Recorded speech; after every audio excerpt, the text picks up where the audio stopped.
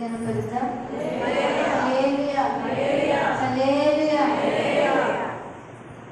గడిచిన వారమంతా దేవుడు తన కృపలో మనందరినీ భద్రపరుచుకొని మన పనుల్లో, మన ప్రయాణాల్లో, మన ప్రతి పరిస్థితుల్లో దేవుడు కావగలిగించి మనకి ఆదివారంలోనికి మనందరికి నడిపించినందుకు మరొకసారి దేవుని స్తుతిద్దాం. హల్లెలూయా.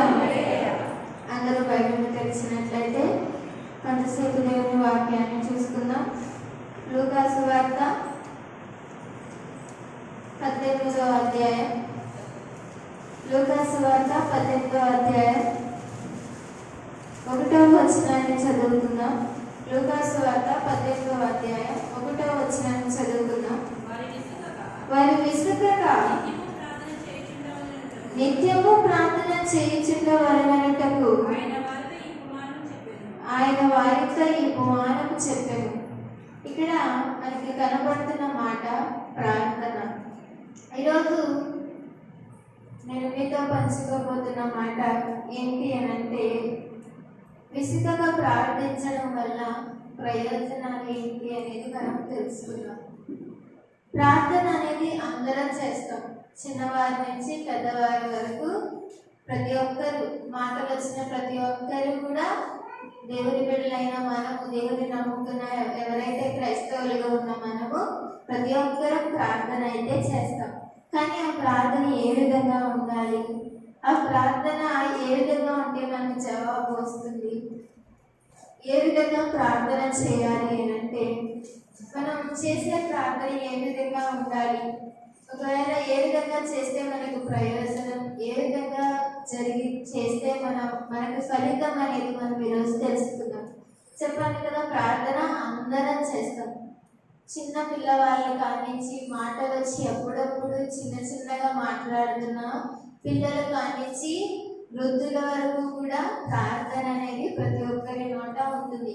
ఏదో ఒక విధంగా ఇలా సహాయం చేయమనో, అలా కాపాడమనో, ఇలా కాపాడమనో. చిన్నపిల్లలు అయితే ప్రార్థన చేయమ్మా అనగానే మా అమ్మను కాపాడేసేయా, మా నాన్నని కాపాడేసేయా, నాకు మంచి చదువు చేసేయా, ఇలా ప్రార్థన చాలా విధాలుగా అందరూ చేస్తూనే ఉంటారు. సమస్య వచ్చినప్పుడు కావచ్చు, ఏదైనా అవసరత కలిగినప్పుడు కావచ్చు, మనకి సంతోషం కలిగినప్పుడు కావచ్చు, బాధ కలిగినప్పుడు కావచ్చు, దుఃఖం వచ్చినప్పుడు కావచ్చు, ఎవరి గురించి అయినా చేయడానికి కావచ్చు, ఆరోగ్యం గురించి కావచ్చు, అప్పుల గురించి కావచ్చు, అందరి గురించి దేని ఒక విషయం గురించి ప్రార్థన చేస్తూనే ఉంటాం. అయితే మన ప్రార్థన ఏ విధంగా ఉండాలి అని అంటే, ఇక్కడ చెప్తున్నాడు, విసుగగా నిత్యము ప్రార్థన చేయుచుండవలెనని అని ఇక్కడ మనకి మాట్లాడుతూ ఉన్నాడు. ఇక్కడ వాక్యంలో మనకు కనబడుతున్న మాట ఏంటి అంటే, విసుగగా ప్రార్థన చేయాలి. మనం ప్రార్థన చేసినప్పుడు విసిగిపోకూడదు. 1 నిమిషం చేసినా, 2 నిమిషాలు చేసినా, అర నిమిషం చేసినా ఆ ప్రార్థనలో విసుగుదల అనేది ఉండకూడదంట. మనం ఎంత చిరాకులో ఉన్నా, ఎంత బాధలో ఉన్నా, ఎంత కష్టంలో ఉన్నా, మన ప్రార్థనలో చిరాకు అనేది దేవునికి కనబడకూడదు. అలా ఉంటే కనుక మన ప్రార్థనకి సహాయం అనేది మనకి రాదు. మన ప్రార్థన ఏ విధంగా ఉండాలి అంటే, విసుగగా నిత్యము ప్రార్థన చేయాలి అని దేవుడు మనకి ఇక్కడ సెలవిస్తూ ఉన్నాడు. అయితే ఇక్కడ దేవుడు ఇక్కడ ప్రజలకి చెప్తున్న ఉపమానం అయితే మనకి కనపడుతుంది. విసుగకుండా ప్రార్థన చేయడం కోసమే నేను ఈ ఉపమానం చెప్తున్నాను అని చెప్పి దేవుడు చెబుతూ ఈ ఉపమానాన్ని ప్రారంభించాడు. అయితే విసుగగా ప్రార్థించడం, విసుగకుండా ప్రార్థించడం వల్ల ప్రయోజనాలు ఏంటి అంటే, ఈ యొక్క ఉపమానం ఏదైతే దేవుడు చెప్పి ఉన్నాడో దానిలో నుంచి మనం కొన్ని విషయాలను తెలుసుకుందాం. లూకా సువార్త 18వ అధ్యాయం 5వ వచనాన్ని చదువుకుందాం. 18వ అధ్యాయం 5వ వచనాన్ని చదువుకుందాం. ఈ విధవరాలు నన్ను తొందర పెట్టుచున్నది గనుక ఆమె మాటి మాటికి వచ్చి గోజాడుకుంటున్నట్లు ఆమెకు న్యాయం తీర్చునని తనలో తాను అనుకుని. ఇక్కడ ఉపమానం ఏంటి అని అంటే, ఒక ఊరిలో ఒక న్యాయాధిపతి ఉంటాడు, అదే ఊరిలో ఒక విధవరాలు కూడా ఉంటుంది. అయితే అక్కడ ఆమె ప్రతిసారి ఆ న్యాయాధిపతి దగ్గరికి రావటం ప్రారంభించింది. మొదటిసారి వచ్చినప్పుడు ఏం చెప్పిందంటే, నాకు నా ప్రతివాదికి ఒక గొడవ ఏదో లేదా సమస్య ఏదైతే దాన్ని తీర్చమని ఆ న్యాయాధిపతికి ఆమె అడగడానికి మొదటిసారి వచ్చింది. అయితే ఆ న్యాయాధిపతి ఎలాంటి వాడు అని అంటే, అక్కడ ప్రజల పట్ల కానీ అక్కడ ఉన్న పరిస్థితుల పట్ల కానీ పట్టించుకునే విధమైన ఆసక్తి కలిగిన వాడు కాదు.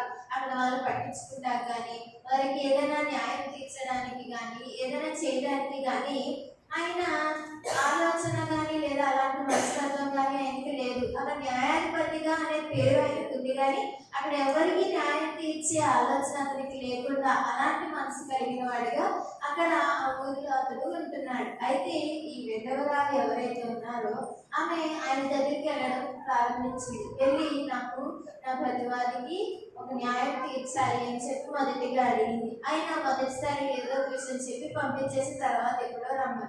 అయితే ఆమె ఏం చేసిందేనంటే వదలకుండా మాటి మాటికి ఆయన దగ్గరికి వచ్చి తన న్యాయం తీర్చమని ప్రతిసారి ఆయన విసిగిస్తూనే ఉన్నట్టండి. అక్కడ ఉన్న ఉపమానం ఏదైతే ఉందో మనం మొదటి వచనం నుంచి 8వ వచనం వరకు ఒకసారి చదువుకుందాం. మొదటి వచనం నుంచి మరొకసారి ఏమైనా చదవండి. వారి విసుగక నిత్యము ప్రార్థన చేయుచుండవలెనని ఆయన వారితో ఉపమానము చెప్పెను. దేవునికి భయపడేయు మనుషులను లక్ష్యపెట్టకయు నుండు ఒక న్యాయాధిపతి ఒక పట్టణములో ఉండేను. ఆ పట్టణములో ఒక విధవరాలను ఉండేను. ఆమె అతని యొద్దకు తరచుగా వచ్చి నా ప్రతివాదికి నాకును న్యాయం తీర్చమని అడుగుచూ వచ్చిన గాని అతడు కొంతకాలం ఒప్పకపోయాను. తరువాత అతడు నేను దేవునికి భయపడకయు మనుషులను లక్ష్యపెట్టకి ఉండినను ఈ విధవరాలు నన్ను తొందర పెట్టుచున్నది గనుక ఆమె మాటి మాటికి వచ్చి గోజాడుకుంటున్నట్లు ఆమెకు న్యాయం తీర్చునని తనలో తాను అనుకునేను. మరియు చాలండి. ఇక్కడ మనకి 5వ వచనం వరకు కనబడుతున్న నేను ఏదైతే చెప్పానో ఉపమానం, అదే ఉపమానం దేవుడు అక్కడ చెప్తున్నాడు. ఏంటి అని అంటే, ఒక ఊర్లో న్యాయాధిపతి ఉన్నాడు, అదే ఊర్లో ఒక విధవరాలు ఉంది. అయితే ఆమెకి న్యాయం అనేది జరగడం కోసం, న్యాయం అనేది కావడం కోసం, న్యాయం కోసం ఆమె ఆ న్యాయాధిపతి దగ్గరికి వెళ్తూ ఉంది. అయితే ఆ న్యాయాధిపతి ఎలాంటి వాడంటే మనుషులకి భయపడాలంట, దేవునికి కూడా భయపడాలంట. అలాంటి న్యాయాధిపతి ఆ ఊర్లో ఉన్నాడు. ఆయన ఉన్నది ఎందుకు అంటే న్యాయం తీర్చడానికి. కానీ ఆయన ఏ విధంగా ఉన్నాడు అని అంటే ఎవరికి భయపడకుండా ఉన్నాడు. అయితే అయినప్పటికీ ఆమె ఆయన దగ్గరికి వెళ్ళి తన న్యాయం కోసం పోరాడడానికి ఆమె వెళుతూ ఉండగా ఆయన ఏం చేశాడు అని అంటే కొంతకాలం వరకు ఆమెను లక్ష్య పెట్టకుండా ఆమెను పంపించేస్తూ ఏదో ఒక సాకులు చెప్పి ఆమె నుండి తప్పించుకొని తిరగడం అనేది చేశాడు. అయితే అయినప్పటికీ ఆమె అతని పట్టు విడవకుండా ఆమె ఆయన దగ్గరికి వచ్చి న్యాయం కోసం పోరాడుతూనే ఉంది.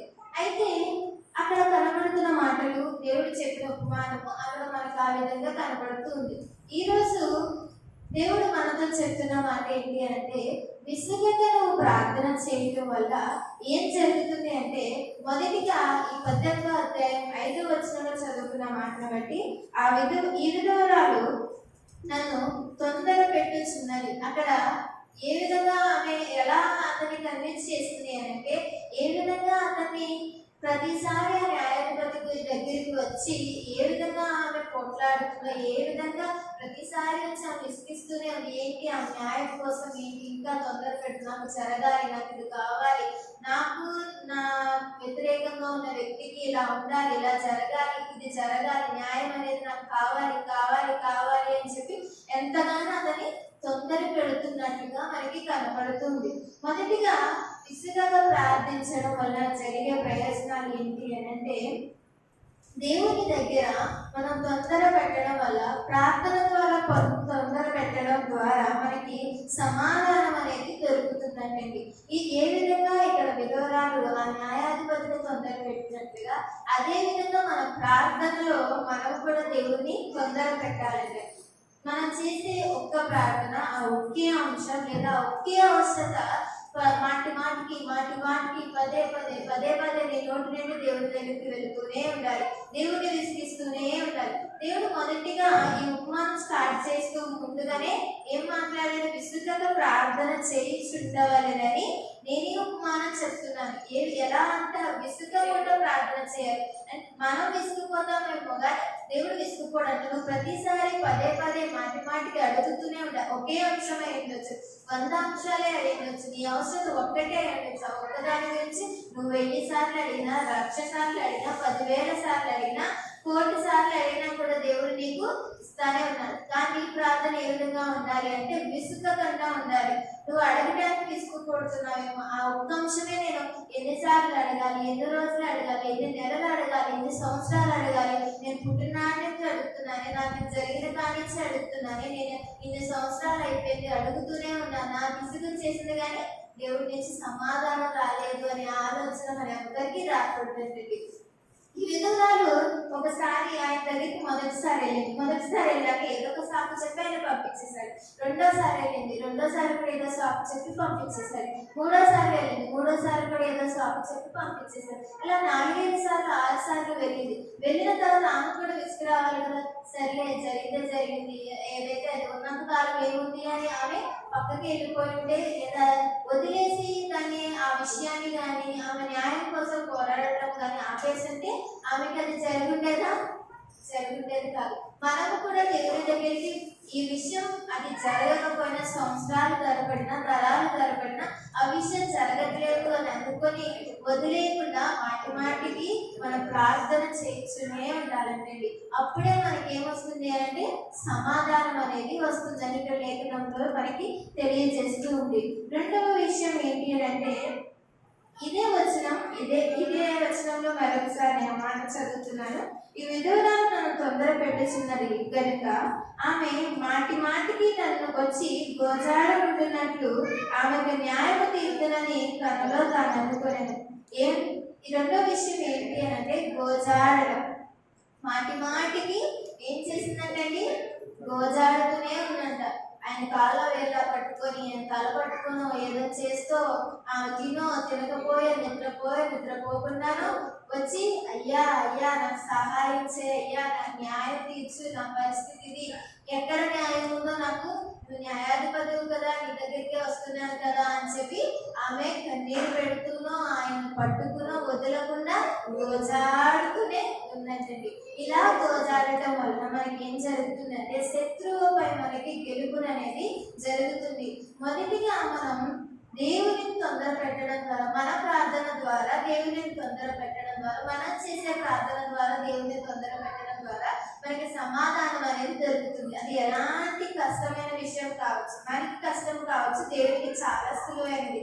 అయితే మనం ఏ విధంగా ఉండాలి అంటే దేవుడిని తొందర పెట్టేవారి, మనం చేసే ప్రార్థనలో విసుగకుండా ఉండి దేవుడిని అడుగుతూనే ఉండాలి. దేవుడిని తొందర పెడుతూనే ఉండాలి. అయ్యా నాకు ఇది చెయ్యి, అయ్యా నాకు ఇది చెయ్యి, నేను ఇంకా నీ సన్నిధిలో ఎదగాలి, నేను ఇంకా ప్రార్థన చేయాలి, నేను ఇంకా వాక్యం చదవాలి, ఇంకా పరిచయం చేయాలి, ఇంకా అనేక మందిని మందిరానికి తీసుకురాలేదు, నా కుటుంబాన్ని మార్చు, నా భార్యను మార్చు, నా భర్తను మార్చు, నా పిల్లల్ని మార్చు, ఇంకా తొందర పెడుతూనే ఉండాలి.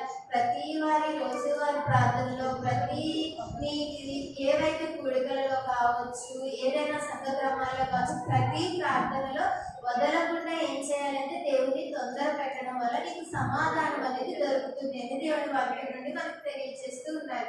రెండవదిగా మాటికి ఏం చేయాలంటే గోజాడాలి. ప్రతిసారి అడుగుతూనే ఉండాలి. ప్రతిసారి అదే విషయం మనం మర్చిపోకుండా దేవుడి సన్నిధికి వెళుతూనే ఉండాలి. ఆ విషయం, అయ్యా యేసయ్యా ఇవి నాకు ఇది కావాలి, నేను నీ దగ్గరికి వచ్చాను, నాకు ఎవరు సహాయం లేదు అని మనం ప్రతిసారి గోజాడుతూ ఉన్నప్పుడు అపవాది అయిన సాతాను ఎవరైతే ఉన్నారో మనకు శత్రువుగా మధ్య అడ్డుగోడగా ఉన్న వారిపై మనకి విజయాన్ని అనేది దేవుడు ఇస్తాడు.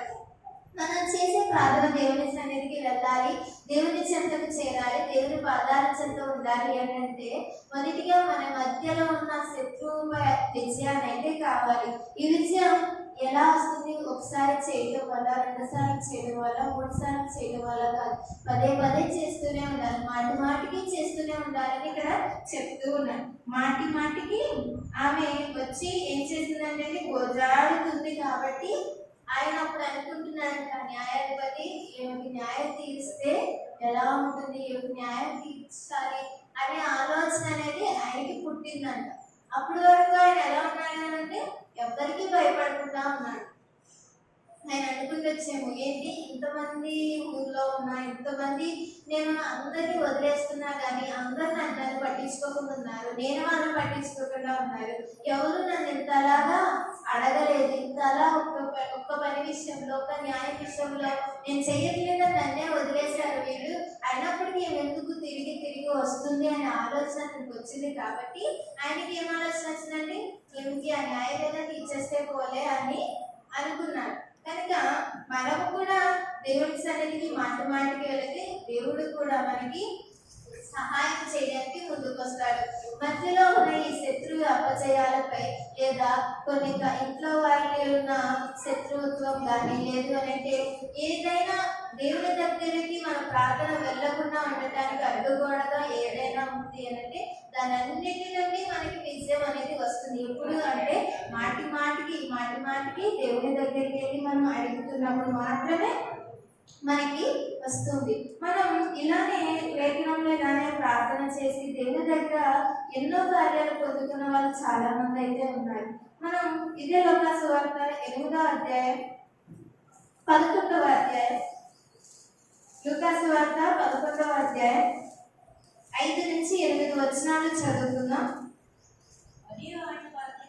మరియు ఆయన వారితో ఇట్లనెను, మీలో ఎవరికైనా ఒక స్నేహితుడుండగా అతడు అర్ధరాత్రి వేళ అతడి స్నేహితుని యొద్దకు వెళ్ళి, స్నేహితుడా, నాకు 3 రొట్టెలు బదులిమ్ము, నా స్నేహితుడు ప్రయాణము చేయుచు మార్గములో నా యొద్దకు వచ్చి ఉన్నాడు, అతనికి పెట్టుటకు నా యొక్క ఏమీ లేదని అతనితో చెప్పిన యెడల అతడు లోపలనే ఉండి, నన్ను తొందర పెట్టవద్దు, తలుపు వేసి ఉన్నది, నా చిన్న పిల్లలు నాతో కూడా పట్టుకుని ఉన్నారు, నేను లేచి ఇయ్యలేనని చెప్పున అతడు తన స్నేహితుడైనందున లేచి ఇయ్యకపోయినను అతడు సిగ్గుమాలి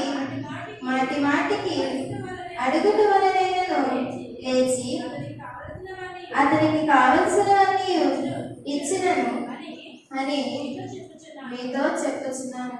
ఇక్కడ మనకి ఇంకొక విషయం మాట్లాడుతూ కనబడుతూ ఏంటి అంటే, ఒక స్నేహితుడు ఇంకొక స్నేహితుడి ఇంటికి వెళ్ళి, ఒక స్నేహితుడి ఇంటికి ఇంకొక స్నేహితుడు దగ్గరికి ఇంకొక స్నేహితుడు వచ్చారు. 2 స్నేహితులు ఉన్నారు. అందులో ఒకరి స్నేహితుడి ఇంటికి వాళ్ళ స్నేహితులు అయితే వచ్చారు. ఈ 2 స్నేహితుల్లో ఉన్న స్నేహితుడు వచ్చిన వ్యక్తి ఇంకొక స్నేహితుడి దగ్గరికి వెళ్ళి, ఇలాగా నా స్నేహితుడు ఒకడు ఇలా ప్రయాణం చేస్తున్నాడు మన దగ్గర నుంచి, అయితే దగ్గరలో నేను ఉన్నానని నా దగ్గరికి వచ్చాడు, అయితే అతనికి ఇవ్వడానికి నా దగ్గర ఏమీ లేదు, మీ ఇంటి దగ్గర ఉన్న రొట్టెలు నాకు ఇస్తే నేను అతనికి పెడతాను అని చెప్పి తన స్నేహితుడిని అడుగుతూ ఉన్నాడు. అయితే అతను ఏం చేశాడు అంటే, నా ఇంట్లో చిన్నపిల్లలు ఉన్నారు, తలుపు వేసేస్తుంది, నేను తీయడం నా వల్ల కాదు, నా చిన్నపిల్లలు లెగిస్తారు, నేను నీకు ఏమీ పెట్టలేను అని చెప్పి అంటాడా అని అక్కడ మనకి కనబడుతుంది. ఒకవేళ అన్నాడు అని అనుకోండి, ఇంకొకరు వీళ్ళిద్దరూ ప్రాణ స్నేహితులు అయి ఉండొచ్చు, కనుక ఇతనికి ఆయన దగ్గర ఏమీ సిగ్గుండదు, మొహమాటమే ఉండదు, కాబట్టి మళ్ళీ తలుపు కొట్టి పర్లేదు ఆయన ఒకసారి ఏదో ఒకలాగా నాకు ఇవ్వి ఆ రొట్టెలు నాకు ఇస్తే నా స్నేహితుడికి ఇస్తాను, అతనికి ఏమీ పెట్టకుండా నేను పంపించలేను కదా, చాలా రిక్వెస్ట్ చేసి అతను అడుగుతూనే ఉన్నాడు అనుకోండి, అప్పుడు ఆ స్నేహితుడు ఏం చేస్తాడు, ఏ విధంగా అయినా తలుపు తీసి అతనికి సహాయం అనేది చేస్తూ ఉంటాడు. ఇక్కడ ఏం కనబడుతుంది అంటే, మాటికి ఇక్కడ మనకి కనబడుతున్న మాట సిగ్గుమాలి మాటికి అతను విసిగిస్తూనే, నాకు ఇవ్వి, నాకు సహాయం చేయి, నువ్వు కాకపోతే ఎవరున్నారు, నీ దగ్గరికి వచ్చాను, నువ్వు చేస్తావనే కదా నేను వచ్చాను, నేను నమ్ముకునే కదా నేను వచ్చాను, నువ్వు అలా ఉంటే ఎలా అని చెప్పి అతని స్నేహితుడు పదే అతను అడగటం వల్ల అతను ఏం చేశాడు? తలుపు తెరిచి తన స్నేహితుడికి సహాయం చేసినట్లుగా మనకి కనబడుతూ ఉంది. మరొక విషయాన్ని చదువుకుందాం. 21 ఇదే గ్రంథము లూకా సువార్త 21వ అధ్యాయం 36వ వచనాన్ని చదువుకుందాం. కాబట్టి మీరు జరగబో వీటన్నిటినను తప్పించుకొని మనిషి కుమారుని ఎదుట నిలువబడుటకు శక్తి గలవారగినట్లు ఎల్లప్పుడూ ప్రార్థన చేయుచు వెలుగుగా ఉండడని చెప్పారు. ఇక్కడ మనకు కనబడుతున్నమాట. ముందుగా మనం చూసిన ఉపమానాల్లో మాటి మాటికి అడుగుతున్న వారికి సహాయం అందుతుంది. ఆ స్నేహితుల మధ్యలో కూడా అతను అడుగుతూనే ఉన్నాడు కాబట్టి మాటి మాటికి తను మొహమాట పడకుండా సిగ్గుపడకుండా నా స్నేహితుడే కదా, నాకు సహాయం ఇతనే చేస్తాడు కదా అని అతను విసిగిస్తూనే ఉన్నాడు. కనుక అతనికి అక్కడ సహాయం అనేది జరిగింది, అతనికి అక్కడ సహాయం అనేది దొరికింది.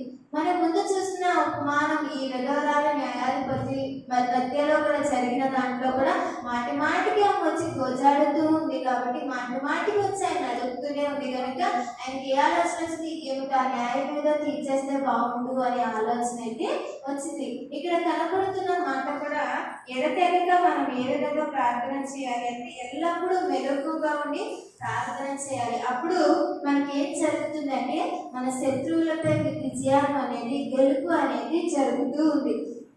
మనం ఎప్పుడు చూస్తున్నమాట, మనందరికీ తెలిసిన మాట యాకోబుల గురించి. యాకోబు కూడా దేవుని దగ్గర ప్రార్థన చేస్తూ ఎంతో పోరాడాడు కదండి.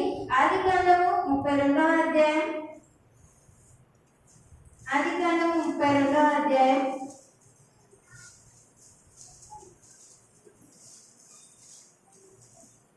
32వ అధ్యాయం 9 నుంచి 12 వచనాలు చదువుకుందాం. అప్పుడు యాకోబు నా తండ్రి అయిన అబ్రహాము దేవా, నా తండ్రి అయిన ఇస్సాకు దేవా, నీ దేశమునకు నీ బంధువుల యొద్దకు తిరిగి వెళ్ళుము, నీకు మేలు చేసేదనని నాతో చెప్పిన యెహోవా నీవు నీ సేవకునికి చేసిన సమస్తమైన ఉపకారములకు సమస్త సత్యమునకు అపాత్రుడను. ఎట్లనగా నా చేతి కర్రతో మాత్రమే ఈ యోర్దాను దాటి తిని ఇప్పుడు నేను 2 గుంపులైతిని. నా సహోదరుడని ఏశావు చేతి నుండి దయచేసి నన్ను తప్పించుము. అతడు వచ్చి పిల్లలతో తల్లిని నన్ను చంపినేమో అని అతనికి భయపడుచున్నాను. ఇదే అధ్యాయం చాలండి. 24 వచనం కూడా చదువుకుందాం. 24 నుంచి 26. యాకోబు ఒకడు మిగిలిపోయిన ఒక నరుడు తెల్లవారు వరకు అతనితో పెరగలాడను. తాను అతని గెలవకుండుట చూచి తొడగూటి మీద అతను కొట్టెను. అప్పుడు అతడు ఆయనతో పెరగలాడటం వలన యాకోబు తొడగూటి వసెను. ఆయన తెల్లవారుచున్నది గనుక నన్ను పోనిమ్మనగా అతడు నీవు నన్ను ఆశీర్వదిస్తేనే గాని నేను పోనీయనని. ఇక్కడ మనకి కనబడుతున్న ఒక వ్యక్తి ఇంకొకరు ఎవరు అని అంటే యాకోబు. యాకోబు కూడా తన అన్నను కలవడానికి ముందు దేవుడు తన సొంత ఊరైన దగ్గరికి వెళ్ళమని, తన దేశంకి వెళ్ళమని చెప్పినప్పుడు అతను ప్రయాణమై అవుతూ ఉన్నాడు. అయితే మధ్యలో అతని గుర్తొచ్చింది ఏంటి అని అంటే యాకోబు ఏశావు ఏ విధంగా యాకోబు అక్కడి నుంచి వెళ్ళిపోయాడు అని అంటే ఆశీర్వాదాలన్నీ తను తన అన్న రూపంలా చేసుకొని మార్చుకొని తీసేసుకొని మళ్ళీ తన అన్న తనను చంపేస్తాడేమో, తనకి ఏ ఆశీర్వాదం లేదు అని తను దూరంగా పారిపోయి చాలా సంవత్సరాలు చాలా దూరంగానే ఉన్నాడు. అయితే తిరిగి దేవుడు వెళ్ళమని చెప్పినప్పుడు యాకోబుకి గుర్తొచ్చిన మాట, అక్కడికి వెళ్తే ఇప్పుడు నా పిల్లలు ఉన్నారు, నాకు భార్యలు ఉన్నారు, వీళ్ళందరినీ నేను కాపాడుకోవాలి, నన్ను వాళ్ళని నా పిల్లల్ని నన్ను కూడా నా అన్న నేను చేసిన పనికి నన్ను ఏమైనా చేస్తాడేమో అని భయపడి మధ్యలోనే దేవుడి దగ్గర పెరుగులాడటం మొదలు పెట్టాడు. ఆయన ఏ విధంగా అంటే తనకి ఆశీర్వాదం వచ్చేంత వరకు వదిలిపెట్టలేదండి, అస్సలు వదిలిపెట్టలేదు. ఆయన తెల్లవారికి కూడా ఆయన వదలలేనట్టుగా మనకి ఇక్కడ కనబడుతూ ఉంది.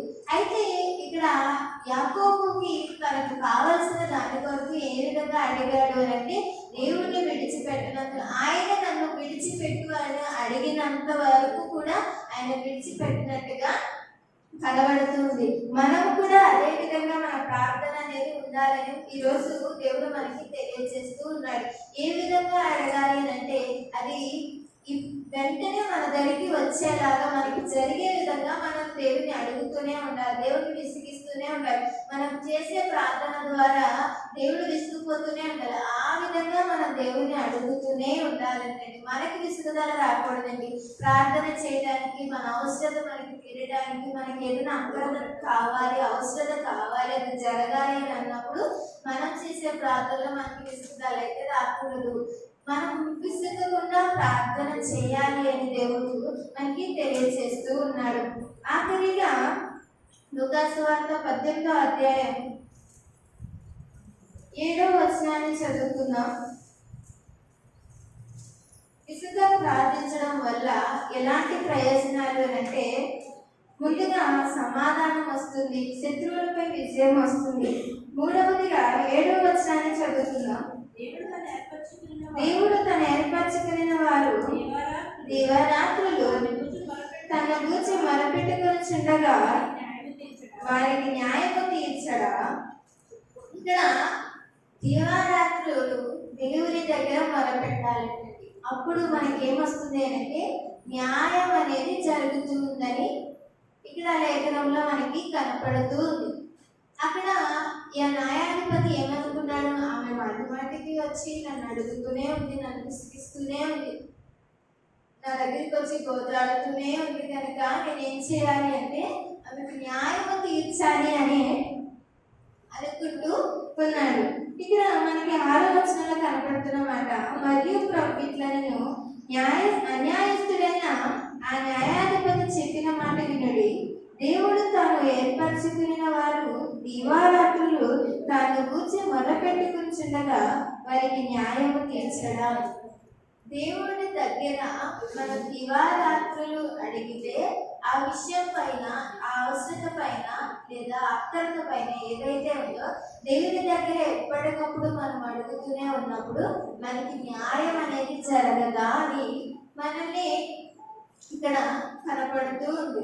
అయితే జరుగుతుంది ఎప్పుడు అంటే మనం మాటికి దేవుని దగ్గర ప్రార్థన చేసినప్పుడు, దేవుని తొందర పెట్టినప్పుడు, మన ప్రార్థన ద్వారా దేవుని విసిగిస్తున్నప్పుడు మాత్రమే జరుగుతూ ఉంది. మనం ఏ విధంగా ప్రార్థన చేయాలి అంటే విసుగగా ప్రార్థన చేయాలి. విసుగకుండా దేవుని దగ్గర గోజాడుతూనే ఉండాలి. విసుగకుండా దేవుని తొందర పెడుతూనే ఉండాలి. విసుగకుండా దివారాత్రాలు దేవుని మొదలు పెడుతూనే ఉండాలి అని ఇక్కడ వాక్యంలో మనకి కనపడుతుంది.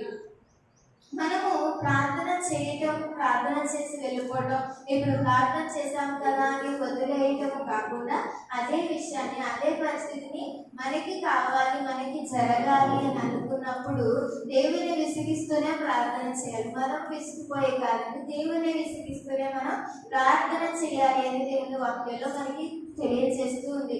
దేవుని తొందర పెట్టాలంట. దేవుని తొందర పెడితే మనకి సమాధానం అనేది వస్తుంది. గోజాడుతూనే ఉండాలి. ప్రతిసారి మాటికి ఆయన పాదాల చెంతకెళ్ళి అడుగుతూనే ఉన్నప్పుడు మనకి మన మధ్యలో అడ్డుగోడలని తొలగించేసి శత్రువులపై మనకి విజయాన్ని అనేది దేవుడు ఇస్తాడు. దీవారాత్రులు దేవుని దగ్గరికి వచ్చి మొరపెడుతున్నప్పుడు దేవుని మన ప్రార్థన ఆలకించి మనకి న్యాయం అనేది జరిగిస్తూ ఉన్నాడు. 55వ కీర్తన 16-17 వచనాలు చదువుకుందాం. కీర్తన గ్రంథంలో ప్రార్థనల గురించి ఎక్కువగా మాట్లాడుతూనే ఉంటాడు.